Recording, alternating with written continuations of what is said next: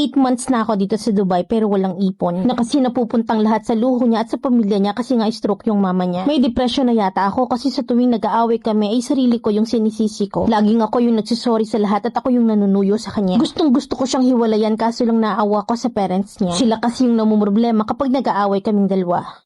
4 years na kami naka-live-in ko at 1 year kaming LDR. At nung nagkita na kami ng personal ay marami siyang plano. Na kesyo ganito, ganyan. OFW ako dito sa Dubai at 29 years old na ako at 26 ako nung magkakilala kami. Bago siya ay nagkaroon din ako ng jowang sundalo pero toxic din. Hiniwalayan ko rin at LDR din kami ng almost 1 year. Sa lahat ng naging jowa ko ay dito ako sa boyfriend ko, Tomino. At sa kanya ko binigay ang lahat, as in lahat. Bago naging kami, maganda naman yung buhay ko at nabibili kong lahat. Nakukuha at nakakain ko kahit nagaano pa kamahal. Sumasahod kasi ako dito sa abroad ng 85K a month. By the way, nurse ako dito sa bansa at dito rin ako nagtapos ng pag-aaral. Nung umuwi ako ng Pinas ay formal kami nagpakilala sa kanya-kanya naming pamilya. Sobrang bait ang biyanan ko sa akin at wala akong masabi. May bahay akong sarili pero ayaw ng ka-live-in ko. Nabukod kasi sa walang signal dito ay ayaw niya rin makisama sa mga kapatid ko. So ang nangyari, dun ako sa side niya tumira. Mabait ang biyanan ko at sobrang mahal ako. At nasa plano na rin namin ng ka-live-in ko na magpakasal at mag-anak muna. Yung mga biyanan ko naman kahit na nga sa pagkain ay pinagsisilbihan ako kahit pa nga sinasabi kong kaya ko naman. Sabi ko na hayaan na akong kumuha ng sarili kong pagkain. Na kahit na nga kape lang ay pinagtitimpla pa ako. And take note na may gatas pa yon. Sa loob ng isang taon ay naging ganun ang senaryo ng buhay ko kasama ang biyanan ko. Kapag wala akong pera, kusa silang nagbibigay. Na kasi kahit naman ako ay ganun din sa kanila. Lalo na nung nasa abroad pa ako. Pero sa partner ko, dun ako natalo. Akala ko lalaking marespeto, mapagmahal at maraming plano. Pero kabaligtaran siya ng mga magulang niya. Lasinggero, sugarol, bastos at makwenta. Yung kahit na hindi naman siya yung nagpagod sa pera ko ay galit na galit siya kapag tumutulong ako sa mga kapatid ko. Pero sa side niya ay okay lang natulungan ko. Pinangangalandakan niya pa na mag-offer kami ng pera para sa mga pamangkin niya pero pagdating sa family ko, kinukwenta niya. Tiniis ko na lang lahat na mahigit isang taon lahat ng ginagawa niyang kabastusan sa akin. Sinisigawan niya ako sa harap ng mga kaibigan niya at naranasan ko rin na nakatulugan ko ang pag-iyak. Na dahil nga sa sobrang sama ng loob ko sa kanya pero wala siyang pake. Palagi niyang sinasabi na maghiwalay na kami at pinamumukha niya sa akin na wala akong kwentang partner. Eh siya naman tong walang pera, walang trabaho at walang plano sa buhay. Fast forward ay nagkaayos din kami at nakabalik na ako dito sa Dubai. 8 months na ako ulit dito pero walang ipon. Na kasi napupunta sa luho niya at sa pamilya niya kasi nga na-stroke yung mama niya. Sobrang nai-stress na ako at may depression na yata ako. Na kasi sa tuwing nag-aaway kami ay sarili ko yung sinisisi ko. At ako lagi yung nagsisorry sa lahat ng bagay at nanunuyo sa kanya. Eh siya kahit na mag-sorry wala akong naririnig sa kanya. Gustong gusto ko na siyang hiwalayan kaso lang inaawa ako sa parents niya. Sila yung namumroblema kapag nag-aaway kaming dalawa. Mami Len, ano bang dapat kong gawin? Baka naman meron kang ma-advise sa akin. Okay lang kahit na masaktan ako ng sobra. Para masampal ako ng katotohanan. Gusto ko ng pangmalakasan mong tadyak. Letter sender,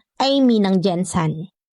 Pinag-aral ka ng magulang mo at ginasusan ka ng malaki tapos lalaki lang yung sisira sa'yo. Nakarating ka sa abroad, nakapag-aral, nakapagtapos, nakapagtrabaho. Tapos sa lalaki ka lang sesemplang. Pinahihirapan mo yung sarili mo layong-layo mo. Nagpapaka-stress ka sa bagay na kayang-kayang dumisapit ng isang igla. At kaya mas apektado yung biyanan mong hilaw kapag LQ kayo. Mapuputol yung sustento. Tapos yung partner mo walang paki sa nararamdaman mo. Kung ayaw mong maunang mautas ka sa biyanan mong hilaw, maglaho ka lang na parang kabuti. Kasi hindi naman kayo kasal, wala kayong anak. So walang rason para magpakaulaga ka.